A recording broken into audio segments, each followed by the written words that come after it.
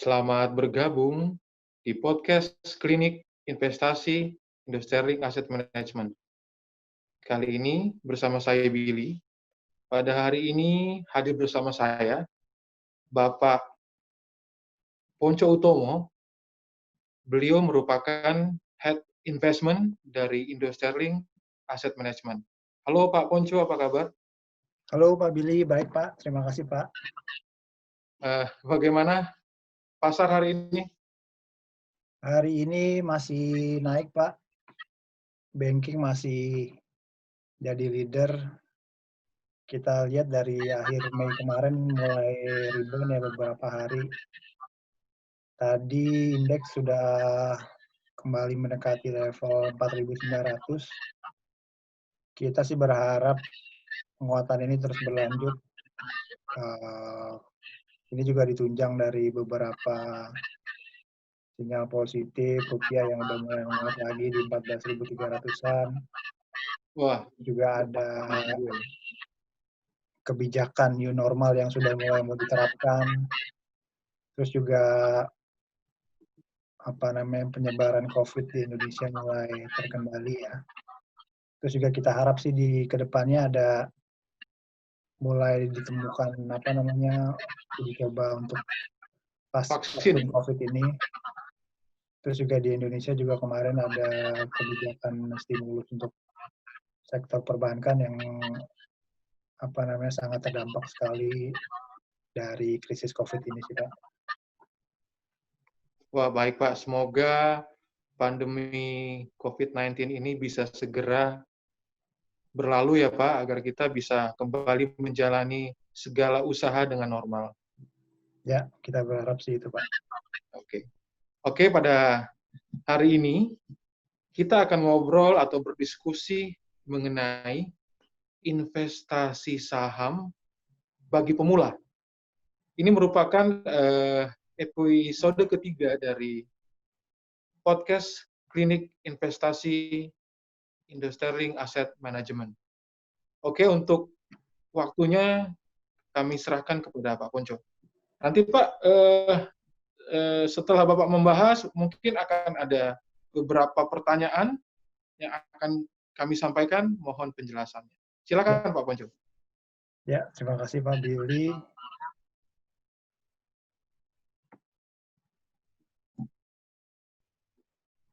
Ya, selamat bergabung rekan-rekan semua. Kali ini saya akan coba membahas mengenai investasi saham bagi pemula. Ini merupakan podcast klinik investasi IAM. 2 episode sudah berjalan. Kemarin ada mengenai financial check up dan efek work from home temanya. Sekarang episode ketiga saya akan membawakan mengenai investasi saham bagi pemula. Dalam kesempatan ini saya akan bahas ada 3 bahasan. Pertama, apa itu instrumen investasi saham, bagaimana cara berinvestasi saham di Indonesia, serta yang terakhir ada tips dan trik investasi saham bagi pemula. Yang pertama, saya akan bahas latar belakang pembahasan mengenai saham. Saham sebenarnya sudah mulai banyak diketahui oleh masyarakat. Cuman kalau kita lihat dari data pertumbuhan secara keseluruhan, investor pasar modal Indonesia itu masih sangat kecil ya. Ini terlihat dari presentasi ini ada di April 2019, itu jumlah investor pasar modal di Indonesia itu hanya 1,8. Ini jauh sekali dibandingkan total penduduk kita yang sudah lebih dari 250 juta orang. Kalau kita lihat presentasinya masih di bawah 1%.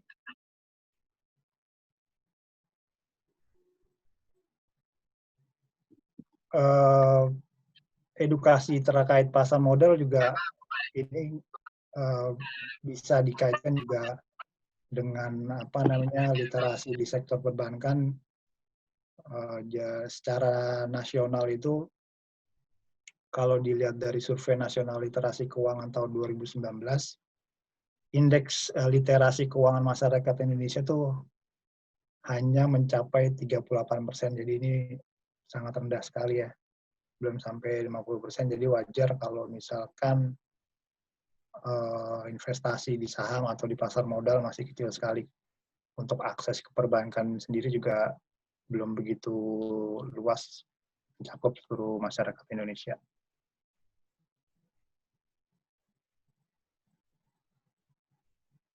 Nah, sekarang saya mau bahas mengenai secara sederhana itu apa itu saham.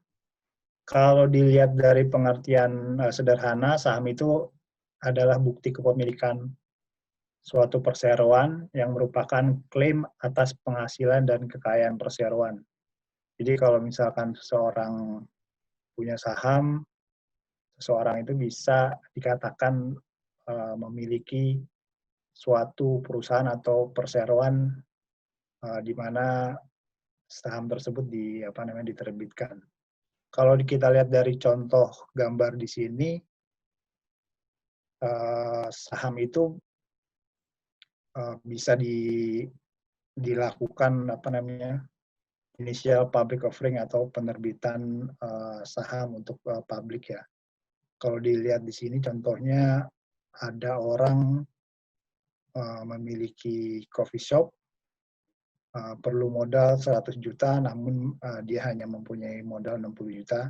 Nah, 40 jutanya ini bisa ditawarkan ke pemodal. Kalau di sini sih dilihat pemodalnya itu mungkin masih teman-temannya mereka dibagi 4.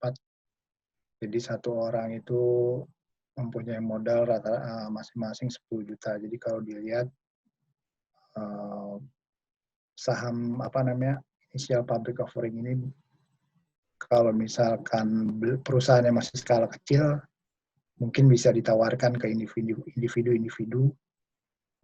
tapi juga kekurangannya modalnya terbatas.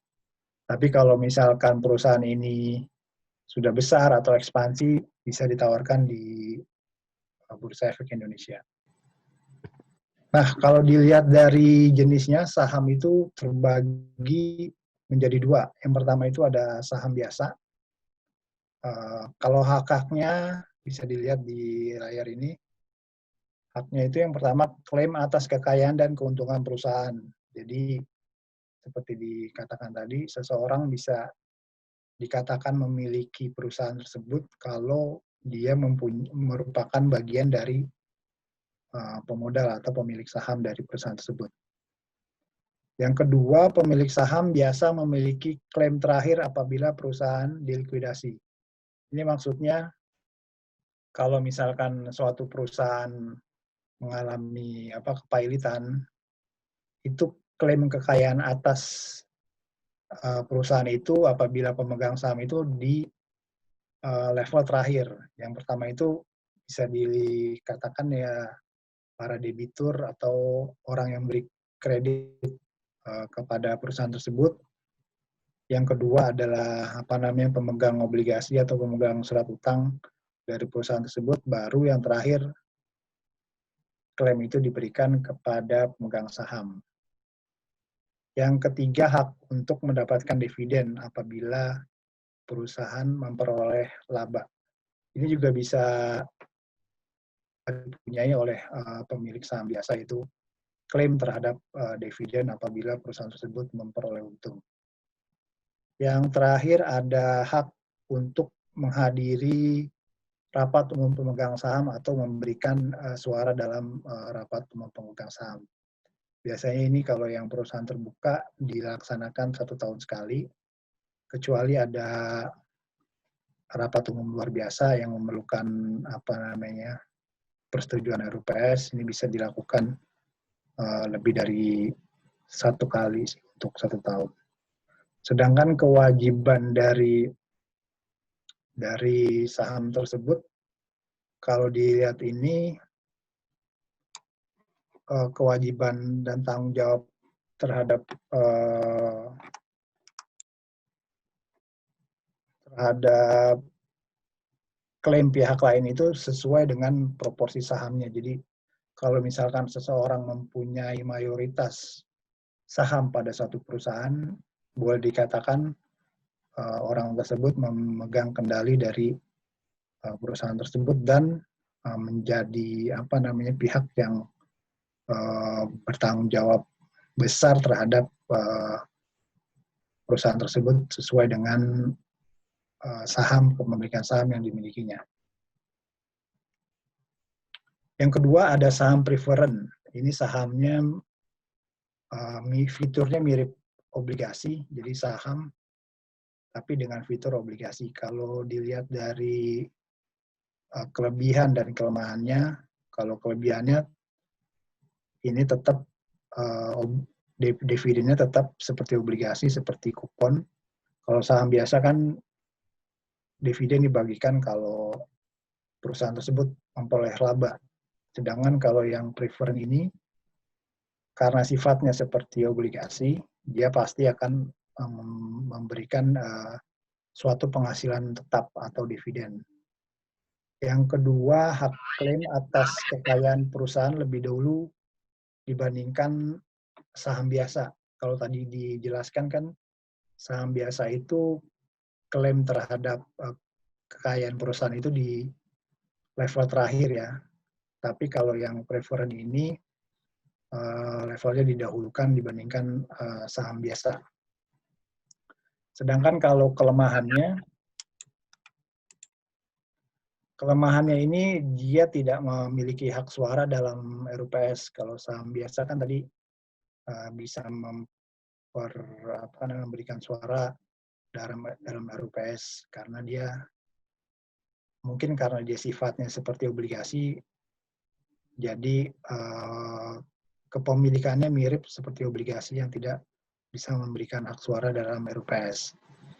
Yang kedua, kelemahannya sulit diperjualbelikan karena jumlahnya yang sedikit. Jadi boleh dibilang karena jumlahnya yang sedikit, likuiditas terhadap saham preferen ini biasanya terbatas juga. Pak Ponco, saya mau bertanya, Pak. Ya, boleh Pak Billy. Yang kita bisa beli di Bursa Efek Indonesia, itu saham yang mana, Pak? Saham yang biasa atau saham yang preferen? Karena ini kan investor juga mau tahu, dia mau beli saham, jenis sahamnya apa? Terima kasih, Kalau Pak. di Bursa Efek Indonesia saya pernah lihat itu ada saham biasa sama saham preferen.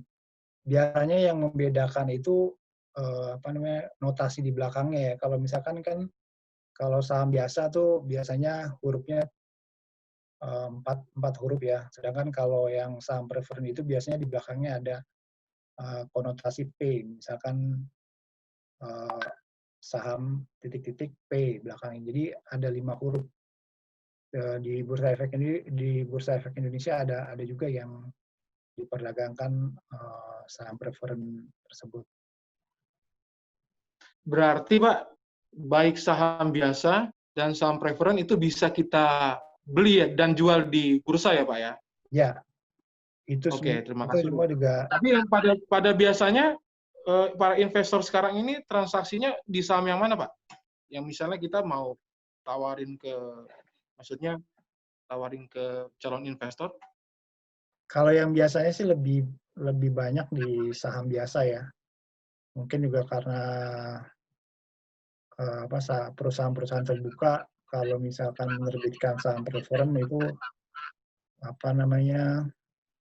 ada beban untuk memberikan dividen yang tetap ya. Jadi saham preferen ini masih sedikit peminatnya untuk diterbitkan oleh perseroan terbuka di Indonesia saat ini. Itu sih. Oke. Terima kasih Pak penjelasannya, Pak. Selanjutnya saya akan membahas mengenai keuntungan seseorang mempunyai saham. Kalau dilihat dari yang pertama, seseorang yang mempunyai saham itu akan bisa memperoleh pembagian keuntungan atau dividen. Tapi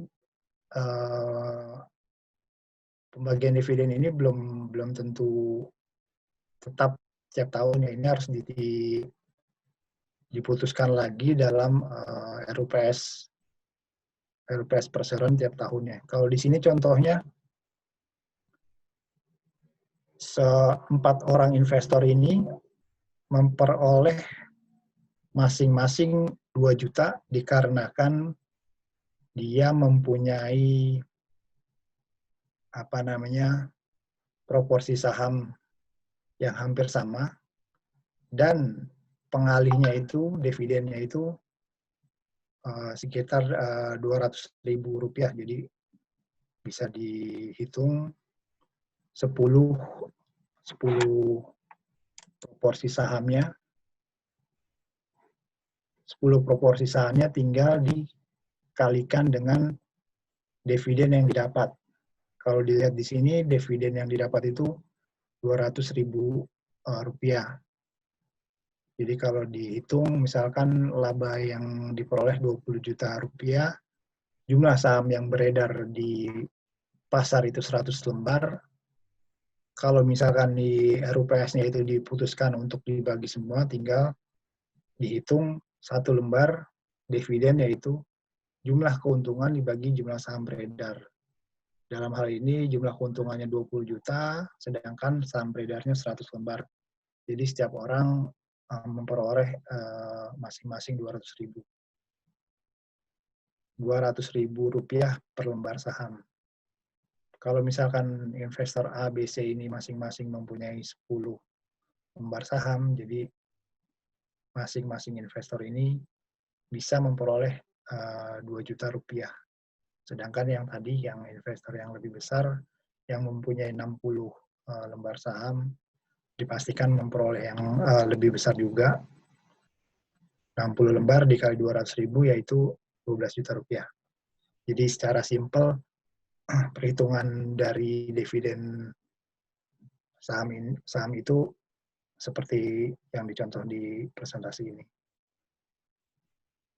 Yang kedua adalah capital gain. Kalau dianalogikan secara sederhana, seseorang itu membeli suatu saham dan menyimpannya untuk investasi, baik itu secara long term atau maupun short term, itu ada kemungkinan sahamnya itu naik atau juga turun. Kalau misalkan performa perusahaannya bagus, dividennya bagus, itu bisa dipastikan sahamnya turun. Kalau dilihat di contoh ini, investor yang mempunyai saham 60 juta itu berpotensi meningkat sahamnya. Kalau di contohnya ini meningkat menjadi dua kali lipat, menjadi Rp120 juta. Jadi ini tergantung masing-masing dari performa dari perusahaan tempat saham tersebut listing ya, masing-masing kinerja perusahaan TBK tersebut yang dimiliki sahamnya oleh para investor. Yang terakhir, yang selanjutnya saya akan membahas mengenai resiko saham.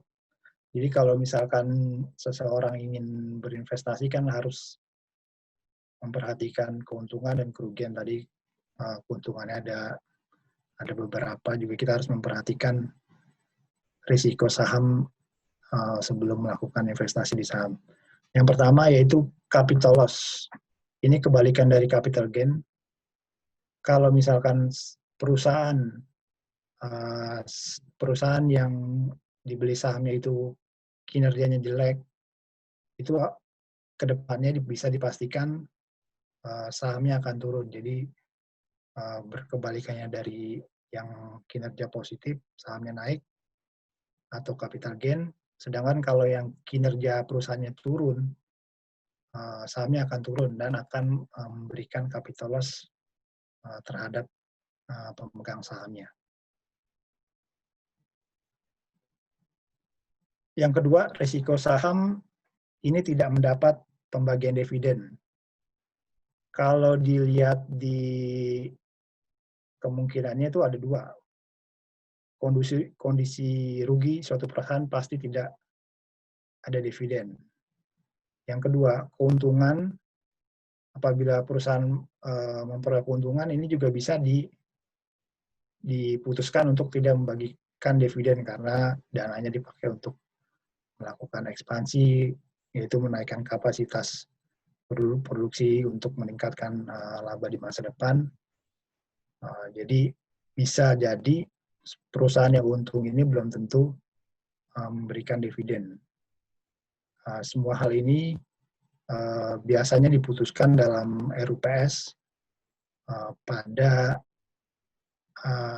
akhir laporan tahunan atau laporan keuangan, biasanya itu di sekitar setelah bulan Maret.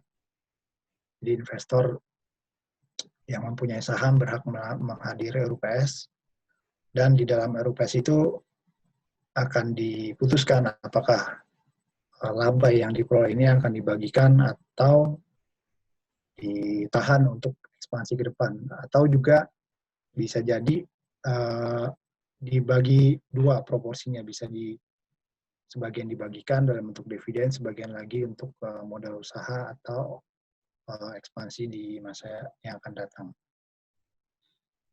Yang ketiga, resiko saham itu suspensi perdagangan. Jadi kalau di pengertiannya suspensi perdagangan itu suatu saham yang perdagangannya diberhentikan di Bursa Efek Indonesia oleh Otoritas Bursa Efek Indonesia. Biasanya suspensi ini terkait dari faktornya ada dua, biasanya ada dari internal perusahaan itu. Jadi misalkan si perusahaan itu tidak memenuhi kewajibannya sebagai perusahaan TBK, dan itu sudah dan diketahui sama otoritas bursa, itu bisa disuspend. Yang kedua, apabila saham yang diperdagangkan di bursa itu mengalami pergerakan yang tidak biasa atau unusual market activity, jadi ini ataupun sahamnya itu turun ataupun sahamnya naik, itu bisa di suspend oleh bursa. Hal ini untuk menghindari kerugian yang berpotensi terjadi apabila investor membeli saham yang pergerakannya cukup liar tersebut. Selanjutnya ada risiko saham, selanjutnya ada delisting. Kalau delisting ini pengertiannya suatu saham yang sudah TBK ini dikeluarkan oleh otoritas bursa dengan beberapa syarat yang sangat-sangat ketat ya. Biasanya sih kondisi internal perusahaan itu sudah tidak bisa memenuhi kewajiban sebagaimana layaknya perusahaan TBK, terus juga mengalami kerugian dalam beberapa waktu periode secara berurutan, ini juga bisa dilakukan delisting oleh otoritas Bursa Efek Indonesia. Yang terakhir adalah bangkrut. Jadi kalau misalkan suatu perusahaan TBK bangkrut, hak klaim dari pemegang saham biasanya mendapat yang tadi saya bilang tadi, prioritas paling akhir setelah seluruh kewajiban perusahaan dapat dilunasi kepada kreditur dan pemegang obligasi. Jadi kalau kita pemegang suatu saham biasa, kalau misalkan perusahaan tersebut mengalami bangkrut atau pembubaran usaha, itu biasanya pemegang saham tidak akan mendapat apa-apa karena prioritasnya paling akhir dibandingkan pemegang obligasi atau dari pihak perbankan yang memberikan kredit kepada perusahaan tersebut. Pak Ponco, ya. Penjelasannya sangat menarik nih. Jadi saya ada pertanyaan nih Pak Ponco. Jadi ya, menurut penjelasan Bapak, saham itu ada dua, keuntungan dan risiko ya Pak ya? Ya. Oke, jadi kalau keuntungan dapat dari dividen, kemudian keuntungan juga dapat dari capital gain. Risikonya capital loss, kemudian tidak dapat dividen, terjadi suspensi, delisting, sampai bangkrut ya Pak. Ya, Pertanyaan saya adalah, tadi kan Bapak menjelaskan bahwa semuanya itu mengenai eh, performa perusahaan ya Pak ya, ya, kinerja perusahaan. Nah, yang jadi pertanyaan saya, bagaimana kami sebagai investor pemula bisa mengidentifikasi mana saham-saham atau perusahaan publik yang baik untuk kinerjanya, Pak? Mohon penjelasannya, Pak. Karena sangat jelas tadi Bapak menjelaskan kalau kinerjanya bagus, sahamnya bisa dapat capital gain kemudian dividen, tetapi kalau kinerjanya buruk, bisa tidak dapat dividen, capital loss, malah bisa delisting ya Pak. Berarti kan ya, kita benar. mesti cari perusahaan yang kinerjanya yang baik ya Pak. Nah, Ya, bagaimana benar. kita bisa itu Pak, milih kinerja yang baik Pak? Mohon pencerahannya Pak Ponco. Ya, mungkin nanti akan saya jelaskan. Mungkin ini saya jelasin dulu mengenai apa namanya mekanisme perdagangan saham di Bursa Efek Indonesia. Kalau dilihat dari gambar ini, seseorang yang ingin membeli saham itu harus melalui perusahaan sekuritas, karena perusahaan sekuritas lah yang sebagai apa namanya perantara untuk menyampaikan order jual maupun beli ke Bursa Efek Indonesia. Jadi kalau misalkan seseorang ingin membeli saham, itu harus mendatangi perusahaan efek untuk selanjutnya membuka rekening efek dan selanjutnya bisa melakukan transaksi. Kalau untuk memilih perusahaan efek, investor sebaiknya memperhatikan beberapa hal sebagaimana di bawah ini. Yang pertama, legalitas dan keuangan perusahaan sekuritas aman. Kalau legalitas jelas bisa dilihat di daftar anggota bursa perusahaan efek gitu di websitenya idx.co.id, itu jelas kelihatan. Dan yang kedua ini keuangan perusahaan sekuritas, dalam hal ini MKBD-nya. Jadi modal kerja bersih disesuaikan. Semakin besar modal kerjanya, bisa dipastikan sekuritas itu aman. Dan sekali lagi akses dari MKBD ini bisa dilihat di di websitenya Bursa Efek Indonesia. Yang kedua, ada kemudahan dalam membuka rekening. Jadi misalkan sekarang karena keterbatasan jumlah kantor cabang di beberapa perusahaan efek mulai memberikan kemudahan dalam bentuk pembukaan rekening secara virtual. Ini banyak beberapa perusahaan efek yang sudah mulai melakukan. Jadi kalau misalkan Bapak, Ibu, atau rekan-rekan sekalian berada di daerah yang belum ada cabang perusahaan efek, itu bisa melakukan pembukaan rekening secara virtual, mengunjungi website dari perusahaan efek tersebut. Yang kedua, kita harus perhatikan biaya transaksi dari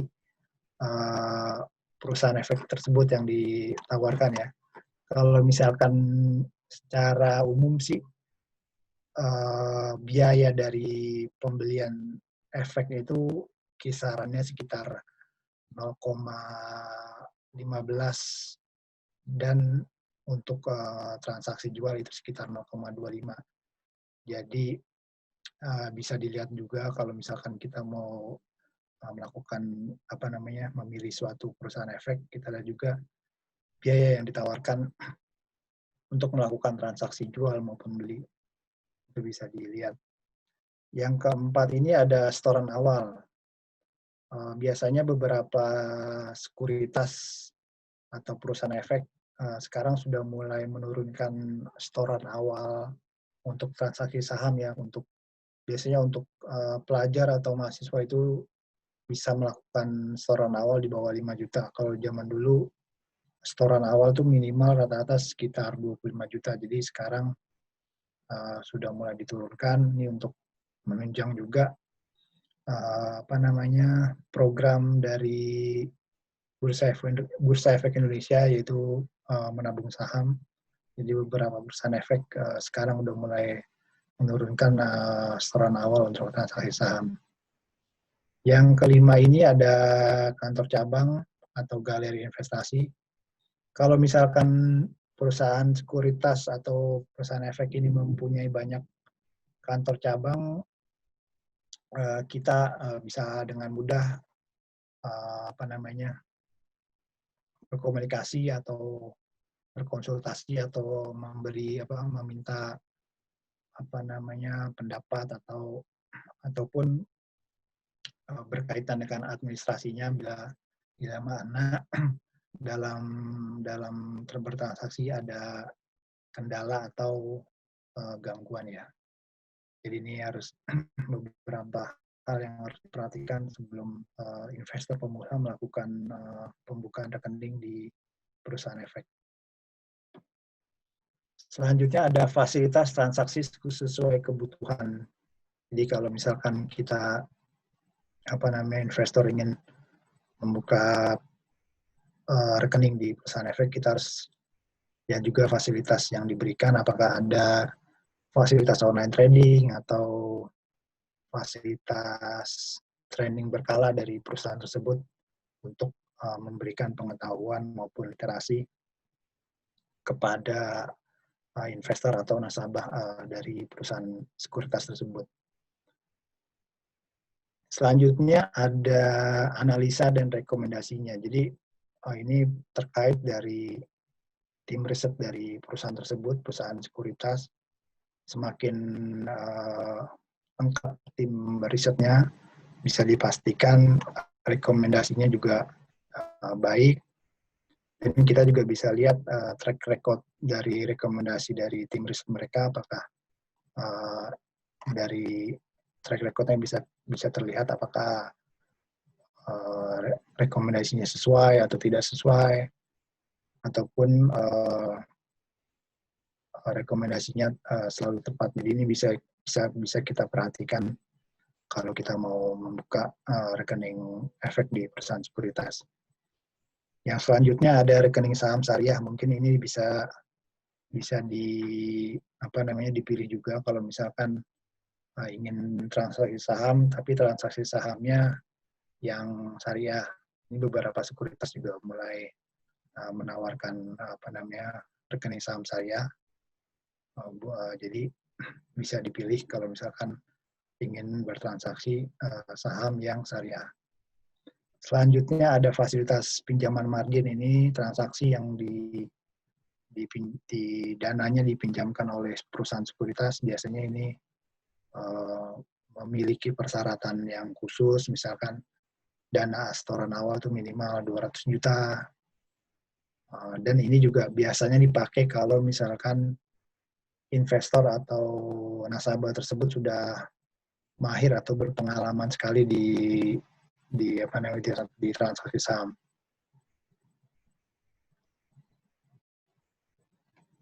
Ini yang tadi yang ditanyakan Pak Billy, bagaimana sih kalau kita memilih suatu saham agar tidak terjebak dari saham yang di delisting atau saham yang di suspend atau saham yang bangkrut. Nah, iya Pak. Ya, kalau kita menghindari ya Pak. Ya, kalau ini saya lihat kita harus memperhatikan kondisi perusahaan tersebut ya. Kondisi perusahaan tersebut bisa dilihat dari fundamental laporan keuangannya. Di situ kita bisa lihat neraca keuangan atau balance sheet. Ini memberikan informasi mengenai kondisi keuangan suatu perusahaan. Jadi kalau misalkan perusahaan tersebut balance sheet-nya dilihat bisa memenuhi kewajiban jangka pendek, itu bisa dipastikan perusahaan tersebut masuk dalam list yang bisa kita pilih untuk berinvestasi di sahamnya. Yang kedua nih laporan laba rugi. Kita bisa lihat track record dari beberapa tahun apakah perusahaan ini mengalami rugi atau laba. Kalau misalkan laba sudah pasti ada kemungkinan kita bisa memperoleh dividen yang tadi saya sebutkan, sedangkan kalau rugi sudah otomatis kita tidak bisa memperoleh dividen yang kita harapkan dalam berinvestasi di saham. Selanjutnya ini ada arus kas. Kalau arus kas ini merupakan hal yang komponen paling penting dalam menilai suatu ekuitas perusahaan yang supaya lebih memadai. Kita lihat arus kasnya, bisa jadi perusahaan tersebut labanya bagus, cuman arus kasnya kurang bagus. Ini juga bisa dijadikan perhatian khusus ya. Dan ini juga harus dilihat juga dari masing-masing bidang usaha dari perusahaan tersebut. Kalau kita lihat konstruksi, memang arus kasnya jelek, cuman harus kasnya ini digunakan untuk hal-hal yang produktif, untuk ekspansi, untuk membangun proyek konstruksi. Jadi arus kas ini juga harus dilihat lagi dari bidang usaha dari emiten tersebut. Wah, Pak, sangat jelas sekali ya. Jadi, untuk para kita investor pemula, untuk tipsnya memilih saham ini, tadi yang saya baca adalah kita mesti memperhatikan neraca keuangan, dia harus mempunyai kemampuan memenuhi semua kewajiban ya Pak ya. Berarti lihat rasio hutang ya Pak ya. Kemudian laba ruginya ya. Jadi kita mesti tahu ini perusahaan untung apa rugi. Berarti kalau rugi kita mesti langsung kita ini Pak ya, hindari ya Pak ya. Ya, sebaiknya sih dia harus dihindari ya, karena kalau rugi udah pasti kita nggak bakal dapat pembagian dividen yang seperti kita harapkan dalam investasi saham. Oke, terima kasih Pak Ponco atas penjelasannya. Baik Pak, silakan dilanjutkan kembali. Selanjutnya juga kita harus memperhatikan makroekonomi negara. Jadi kalau kita lihat di sini ada 3 hal yang harus kita perhatikan. Yang pertama itu ada GDP atau PDP, Produk Domestik Bruto. Ini indikator yang penting untuk mengukur kekuatan ekonomi sebuah negara. Nah, jadi untuk menghitung nilai output barang yang biasa yang dihasilkan dalam suatu negara. Kalau misalkan GDP tumbuh bagus, ini akan tercermin dari perusahaan-perusahaan TBK biasanya juga akan ikut bagus, karena suatu GDP atau PDP suatu negara ini ditunjang oleh sektor swasta juga yang bisa dilihat dari perusahaan-perusahaan TBK yang sudah listing. Selanjutnya ada inflasi. Ini inflasi berkait juga dengan tingkat suku bunga. Biasanya kalau inflasi terkendali, suku bunga juga akan rendah. Kalau suku bunga rendah, biasanya perusahaan TBK itu dengan leluasa ekspansi untuk memperluas usahanya dengan meminjam modal bank atau menerbitkan obligasi. Karena tingkat suku bunga rendah, otomatis cost dari biaya penerbitan obligasi atau cost dari pinjaman bank itu rendah, yang pada akhirnya akan memberikan margin laba yang besar untuk perusahaan-perusahaan ini. Yang ketiga ini modal untuk pengetahuan dan informasi bagi saham pemula itu market timing. Ini biasanya dipakai oleh investor yang berpengalaman. Momentum atau market timing ini berarti kapan investor harus beli dan kapan harus menjual saham. Jadi bisa dilihat strategi investasi yang mengacu pada momentum dikenal dengan strategi market timing. Dengan dukungan data, statistik, dan riset kontinu selama bertahun-tahun, investor bisa membuat sendiri market timing berdasarkan dari pengalaman mereka. Jadi ini biasanya dipakai oleh investor yang sudah lama di capital market.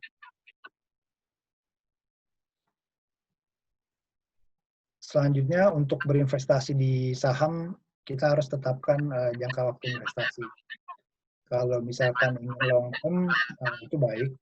Ini sebagai contoh, kalau orang investasi di saham BCA pada tahun 2010, itu nilainya hanya Rp5.000 per lembar saham. Sedangkan di tahun 2020, 10 tahun kemudian nilainya sudah mencapai 25.000 atau meningkat 5 kali lipat. Ini juga ini bisa dijadikan patokan juga untuk investasi long term. Tapi balik lagi untuk investasi long term atau fundamental, kita harus memperhatikan kondisi perusahaan tersebut. Yang di awal tadi ada laporan keuangannya harus dilihat benar-benar supaya kita investasi long term, tapi investasi long term yang benar, jadi bukan yang salah. Selanjutnya juga ada secara short term, jangka waktu investasi yang ini biasanya memanfaatkan fluktuasi jangka pendek dengan membeli saham pada saat turun dan kemudian menjualnya di harga pada saat